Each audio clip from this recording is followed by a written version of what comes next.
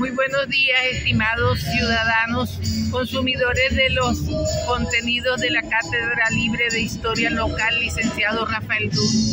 Hoy, 20 de agosto de 2024, en esta fecha tan significativa para los que somos hijos naturales, adoptados, allegados o visitantes de esta tierra hermosa que se llamó Chamariapa y hoy es Cantaura, tenemos el grato placer de conversar con ustedes un poco de lo que es su historia y qué más que acá, frente al santuario mariano de la Virgen de la Candelaria, donde nació la semilla de la fe que hoy se ha extendido y se ha expandido por todo el oriente venezolano y es más, por todo el país y más allá de su frontera, con el amor de los hijos nativos de Cantaura que se han tenido que ir por todos los predios del mundo.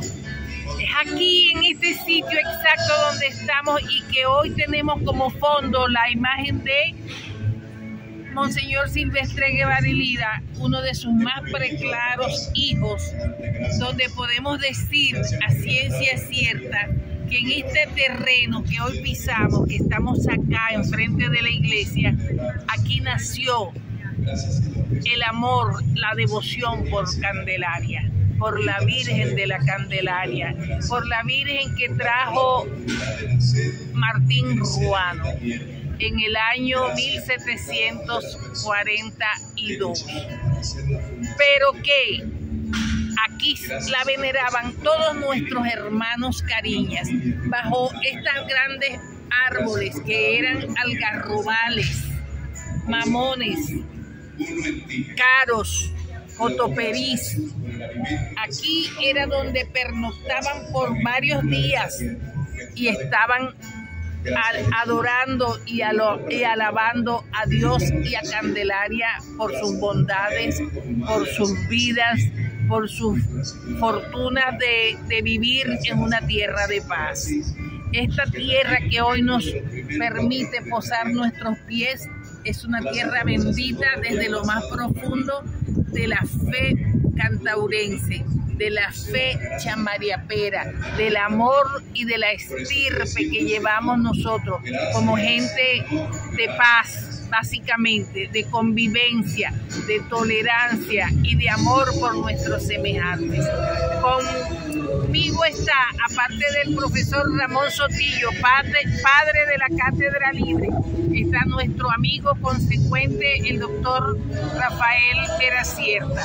Rafael González, pero más conocido como Rafael Veracierta, quien es una enciclopedia viviente con respecto a estos temas. Bueno, sí, muy buenos días, apreciados amigos y amigas. Y gracias al profesor Ramón Sotillo por su gesto de solidaridad con este su servidor y a la profesora Carmen Barrio de Hernández, que es mi amiga de la infancia, pues nos conocemos desde tiempos inmemoriales, no hace mucho tiempo. Pero nosotros estamos imbuidos históricamente en el espíritu pues de ese bagaje de cuestiones que a veces son ciertas y a veces son inciertas, porque el espíritu o la capacidad de asombro de nosotros los chamariaperos, de los que nos han seguido en el hilo de la historia nuestra, llámese precolombina, llámese colonial, llámese de la época moderna o contemporánea, siempre hemos tenido ciertas conceptualidades, unas que son ideadas, otras que son creadas fantásticamente, pero al hecho real de la situación nos vamos históricamente al hecho de que en el estado de Anzoátegui habían como 33 etnias de indígenas y en el estado de Anzoátegui aproximadamente 23 etnias.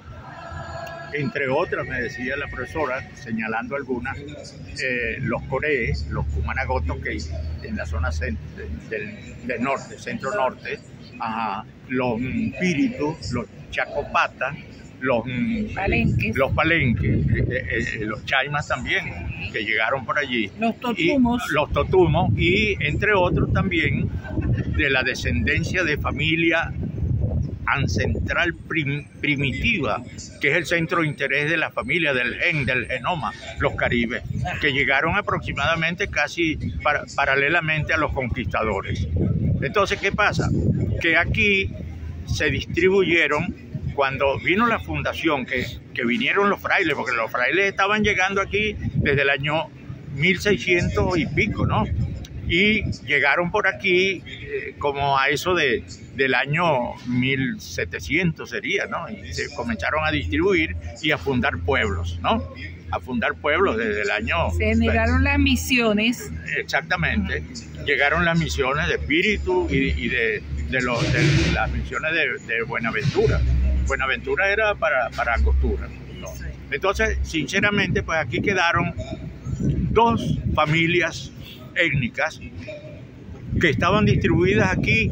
Hablábamos la profesora Carmen y yo de que la fundación se hizo aquí, en donde estamos nosotros colocados, porque esta era un vector, un terreno, ¿verdad?, que no estaba sino rodeado de agua por todas partes, menos por este sector, donde vinieron los frailes con indígenas de San Joaquín de Parire. Tal día como hoy, un 20 de agosto del año 1740, aunque hay otras versiones que esto no se fundó en el año 1740, sino se había fundado antes, porque aquí existían familias con antelación caribe que habían llegado del sur del Orinoco. Sí, permítame acotar acá que es también muy importante hacer notar que efectivamente, es más, había más de 100 personas acá, en la parte, digamos, del sur de la iglesia, de donde estamos hoy, digamos, hacia la parte de la planta de hielo.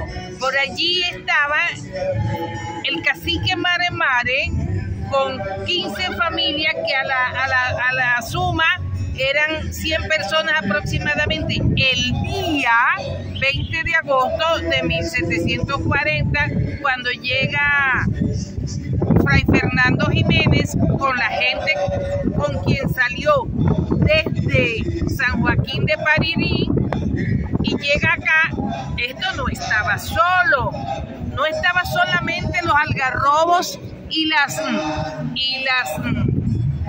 ceibas, Murebe, ni el monte de Chaparrales. No, aquí había gente ya debidamente organizada, constituida en familias lideradas por Mare Mare, ¿cierto? Bueno, sí, hay un factor muy importante que yo siempre lo traslado a ese tipo de historia, ¿no? Que en la Biblia aparece que cuando alguien cometía un delito, Jehová le hablaba a sus ungidos para que esa persona que cometiese delito en forma fortuita lo llevaran a ese sitio, hicieran una ciudad paralela o aledaña a ese centro urbano, y allá para la prescripción de la acción penal, para que no lo molestara ni hubiera venganza de la familia de la víctima. Pagara su falta allá. Entonces vea la formación aquí que viene a mí, a la imaginación, a mi capacidad de asombro. Allí, cuando fundaron a San Joaquín de Pariri, también me dio Julito Urbay, que no era Pariri, era Parire. Parirí también le dice. Bueno, entonces, bueno, eso es una cuestión de juego de léxico, ¿no? Hay que buscar la raíz.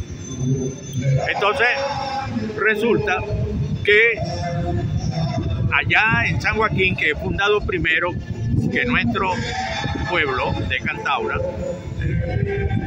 trajeron se cometió un delito allá. Un hombre mató a un regidor enviado por la Real Audiencia, por la corona española. Y para que no hubiera venganza, el sacerdote, el fray Fernando Jiménez, se trajo unos caribes de San Joaquín y vinieron a traerlo para acá, para esconderlo. Y ya aquí había una civilización precaria, pero habían asentamientos. Una organización nacional. Sí, como sería una tribu, ¿no? Sí. Ahora se llama etnia, antes eran tribus, porque en la Biblia habla de tribus, ¿no? De las 12 tribus de por allá, de Judá y cuestión, ¿no? Entonces resulta que en ese sentido, pues aquí escondieron a ese victimario, ¿no? Sí. Y se dieron cuenta de que esto estaba rodeado de agua por, usted dijo, por Trapichito, el sur. Ajá, era el río Aragua. Ajá. El oeste era Aragua. Ajá. El norte continuaba el cauce del Aragua, y en el oeste el Chihuacara. Ajá, era un río también. Y en su parte intermedia estaba, como quien dice, esta meseta que sirvió de aposento para construir, para edificar, para albergar y para expandir la población que más tarde se mezcló entre aquellos y los que estaban acá, hasta convertir a nuestra hermosa Chamariapa Cantaura en lo que es hoy, y que hoy día tenemos un motivo más de halago y de belleza cultural, como es que esta homilía de este día está siendo celebrada por un hijo nativo de Cantaura, como es el padre Fernando Milano. Es otra cosa que debemos hacer notar para quienes nos están siguiendo en este contenido, doctor. Además que en ese momento, cuando se fundó, era un cantón misional, era por orden de esa misión enviada por la realeza de España, pero que fue manejada o puesta en práctica por los frailes del catolicismo. A mí me parece que hay varias vertientes, porque ahí comienza el factor geopolítico con la descripción geográfica y étnica, ¿verdad? Sociológica, antropológica. Porque lo demás, con la fundación de Cantaura, es la historia divina, ¿verdad? Religiosa, pero en la formación geopolítica fue la reina Isabel de Castilla y de Aragón quien envió una carta a los encomenderos aquí para que fundaran, para que midieran la tierra que ella le iba a donar a los indígenas. Sí, y entonces comenzaron a medir por el poniente y para el naciente y para el poniente. Eran los dos linderos. Y esa tierra se la entregaron a los indígenas. Cuestión que después, como habríamos hablado, de que vinieron las guerras y el gobierno le pagaba a los militares, como de costumbre, pues, con tierra, y ahí fueron desalojando y expropiando a los indígenas de la tierra, que tienen, pues, bueno, con su título desde el comienzo, desde su origen. Bueno, mis estimados consumidores de estos contenidos, vamos a hacer una pausa para luego seguir conversando sobre tan interesante tema.